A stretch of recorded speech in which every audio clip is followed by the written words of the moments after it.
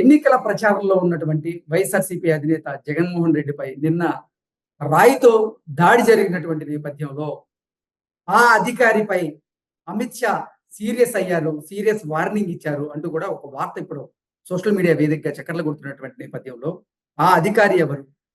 అతనిపై అమిత్ షా ఎందుకు సీరియస్ అయ్యారు? అసలు నిన్న ఈ రాయి దాడి ఘటనలో ఏం జరిగింది అనే అంశానికి సంబంధించి మనతో మాట్లాడేందుకు ప్రముఖ సీనియర్ జర్నలిస్ట్ దుర్గా కుమార్ గారు మనతో ఉన్నారు. దుర్గా కుమార్ గారితో మాట్లాడు. దుర్గా కుమార్ గారు నమస్తే అండి. నమస్కారం కృష్ణ గారు, మన వీక్షకులకు కూడా నమస్కారం. దుర్గా కుమార్ గారు, నిన్న జగన్మోహన్ రెడ్డి మీద రాయి దాడి జరిగినటువంటి నేపథ్యంలో ఆ అధికారిపై అమిత్ షా సీరియస్ అయ్యారు, వార్నింగ్ కూడా ఇచ్చారు అంటూ ఒక వార్త ఇప్పుడు సోషల్ మీడియా వేదికగా చక్కర్లు కొడుతున్నటువంటి నేపథ్యంలో ఆ అధికారి ఎవరు? ఆ అధికారిపై అమిత్ షా ఎందుకు సీరియస్ అయ్యారు అంటే ఏం చెప్తారు సార్? ఇప్పుడు ఆంధ్రప్రదేశ్ దేశంలో కల్లా శాంతి భద్రతల విషయంలో ఆందోళనకర పరిస్థితి ఆంధ్రప్రదేశ్ లోనే ఉందండి. గతంలో నార్త్ స్టేట్స్ లో ఇలాంటి పరిస్థితి ఉండేది. ఇప్పుడు అక్కడ శాంతి భద్రతల పరిస్థితి కానీ ఎన్నికల నిర్వహణ కానీ మెరుగుపడింది. మన దగ్గర శాంతి భద్రతల పరిస్థితి దిగజారింది. అందుకే ఈ మధ్యలో 4 జిల్లా ఎస్పీఎల్ని, ఒక ఐజీని, ఒక సిట్ డిఐజీని కూడా విధుల నుంచి తప్పించారు. 3 జిల్లా కలెక్టర్లు కూడా తప్పించారండి. తర్వాత అంతకుముందు కూడా పోలీస్ అధికారులు కొంతమందిని, ఇన్స్పెక్టర్ని, ఎస్హెచ్ఓల్ని కూడా సస్పెండ్ చేశారు, కొంతమంది కానిస్టేబుల్స్ ని. అయితే ఏంటంటే ఇప్పుడు జరిగిన ముఖ్యమంత్రి మీద దాడి కానీ, అంతకుముందు చంద్రబాబు నాయుడు గారి మీద కూడా ఎన్ఐజీ గార్డ్స్ ఉన్నా కూడా ఆయనకి Z+ కేటగిరీ ఉన్నా కూడా అంగళ్ళ దగ్గర దాడి జరిగింది. ఆ దాడి జరిగిన టైంలో కూడా ఆయన మీద హత్యా ప్రయత్నం కేసు రిజిస్టర్ చేశారు. ఇప్పుడు మళ్ళీ ఈ మధ్య కాలంలో తీవ్రమైన ఇవి జరిగినాయి, రాజకీయ హత్యలు జరిగినాయి ప్రధానమంత్రి గారి పర్యటన తర్వాత. వీటి మీద కేంద్ర ఎన్నికల సంఘం సీరియస్ అయింది, కేంద్ర హోంశాఖ కూడా అండి. ఇప్పుడు స్వయంగా ముఖ్యమంత్రి గారి మీదే అటాక్ అయింది. అది రాజధాని నగరంలోనే, ఎక్కడన్నా రిమోట్ ఏరియాల్లో అంటే అనుకోవచ్చు, ఎయిర్పోర్ట్ కి కోతవేటు దూరంలో, గన్నవరం ఎయిర్పోర్ట్ కి. అది తర్వాత ఈవెన్ ముఖ్యమంత్రి రాజధాని అది విజయవాడ సిటీలో పార్టీనండి జరిగింది నిన్న. అందువల్ల కేంద్ర హోంశాఖ కూడా ఇది సీరియస్ గా తీసుకుంది.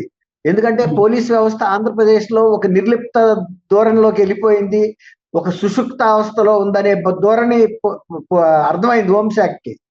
అందువల్ల వాళ్ళు డీజీపీ మీద, ఇంటెలిజెన్స్ చీఫ్ డీజీ మీద కూడా చర్య తీసుకుంటారు. ఎందుకంటే ఎన్నికల కోసం కేంద్ర ఎన్నికల సంఘం 2 సార్లు అసాధారణంగా వచ్చి హెచ్చరించి వెళ్ళినా కూడా వీళ్ళు ఇంత పరిస్థితి రావటం, ఆఖరికి ముఖ్యమంత్రి మీద కూడా దాడి జరగటం. ముఖ్యమంత్రి గారు గతంలో నిర్లిప్తంగా వ్యవహరించాడు ఆయన కూడా, కానీ ముఖ్యమంత్రి మీద దాడి జరగటం అనేది కేంద్ర ప్రభుత్వం కూడా సీరియస్ గా తీసుకుంటదండి. అంటే ఆ రాష్ట్రంలో అది నిజానికి శాంతి భద్రతలు అనేది రాష్ట్ర ప్రభుత్వ సంబంధించిన అంశమే. అట్లాని ముఖ్యమంత్రి మీద ఇటువంటి దాడి చేసే పరిస్థితి, లేకపోతే ప్రధానమంత్రికి సభలకు తీసుకొచ్చారని కార్యకర్తల్ని హత్య చేసే పరిస్థితి ఉన్నప్పుడు హోంశాఖ చూస్తా కూర్చోదు. హోంశాఖ ఈ పోలీస్ అధికారుల మీద తీవ్రమైన యాక్షన్ తీసుకుంటది. అవసరమైతే డీజీఎల్ని కూడా మార్చగలదు, ఉన్నత అధికారులని. అందులోనూ ఇప్పుడు ఎలక్షన్ నోటిఫికేషన్ కోర్టు అమల్లో ఉంది. కోర్టు అమల్లో ఉన్నప్పుడు శాంతి భద్రతలను ఇంకా పరిరక్షించాల్సిన అవసరం ఉంది. రేపు డబ్బు, తర్వాత ఈ లిక్కరు ఇవన్నీ కూడా చేస్తారు. తర్వాత పోలింగ్ బూత్ల్లో రిగ్గింగులు చేస్తారు, నకిలీ ఓట్లు వేయటానికి ఇవన్నీ కూడా జరుగుతాయి, దౌర్జన్యాలు జరుగుతాయి. అందువల్ల పోలీస్ వ్యవస్థను ఇంకా పటిష్టం చేయాలి. ఇప్పుడు ఇది ఒక వార్నింగ్, ఇంకా నయం ముందే జరిగింది కాబట్టి హోంశాఖ తగిన సమయం దొరికింది చర్య తీసుకోవటానికి. కాబట్టి ఇంతమంది పోలీస్ అధికారులు నిర్లక్ష్య ధోరణిగా ఉన్నారంటే అసలు అధిపతే కరెక్ట్ గా లేడనేదే ఒక ఇండికేషన్ వెళ్తుందండి ఎవరికైనా. ఇప్పుడు రౌత్ మెతకైతే గుర్రం 3 కాళ్ళ మీదే నడిచిందని చెబుతారు. అంటే రౌత్ కి స్వారీ చేసే సామర్థ్యం లేదని గుర్రానికి అర్థమైనప్పుడు 4 కాళ్ళతో పరిగెత్తాల్సిన అవసరమే ఉంది, 3 సార్లు అన్నట్టుగా ఉందన్నమాట. ఉన్నతాధికారి నిర్లిప్తంగా ఉంటే కింద అధికారులు మాత్రం ఎందుకు శ్రద్ధగా పనిచేస్తారు, డ్యూటీలు చేయరు. రాజకీయ పార్టీలు కొమ్ము కాస్తారు, ఏదైనా ప్రమోషన్లు వస్తాయా, ఇంకా ఏమైనా అవార్డులు వస్తాయా, రివార్డులు వస్తాయా అని చూస్తారు. ఇప్పుడు వివేకానంద రెడ్డి గారి హత్య దగ్గర నుంచి కూడా మనం ఇలాంటి పరిస్థితులు చూసామండి. అక్కడ శంకరయ్య గారు అనే ఇన్స్పెక్టర్ ని ఒక మౌన సాక్షిగా నుంచోబెట్టి ఆధారాలు చెప్పేసి మనం చూసాం. అది స్వయంగా ముఖ్యమంత్రి గారి కుటుంబీకులే. అంటే వాళ్ళకే చట్టం పట్ల, పోలీస్ పట్ల శ్రద్ధ లేకపోతే ఇంకా ప్రజల్లో ఏముంటదండి? ఉమ్, అట్లా అటువంటి ఒక మెసేజ్ వీళ్ళు పంపించారు పోలీసులు. మీరేముందయా, మేము ఏం చేయమంటే అది చేయాలనే దుస్థితికి తీసుకెళ్లారు. ఓకే. ఇప్పుడు దానికి మూల్యం చెల్లించాల్సి వస్తుంది వాళ్ళు కూడా. ఓకే. ఇంతకీ అసలు అమిత్ షా గారు సీరియస్ అయిన ఆ వ్యక్తి, ఆ అధికారి ఎవరు అంటే ఏం చెప్తారు సార్? మెయిన్ గా ఇప్పుడు డీజీ గారినే వాళ్ళు చూస్తారండి. తర్వాత ఉమ్, డీజీ అండ్ ఇంటెలిజెన్స్ చీఫ్ మీద అడుగుతారు.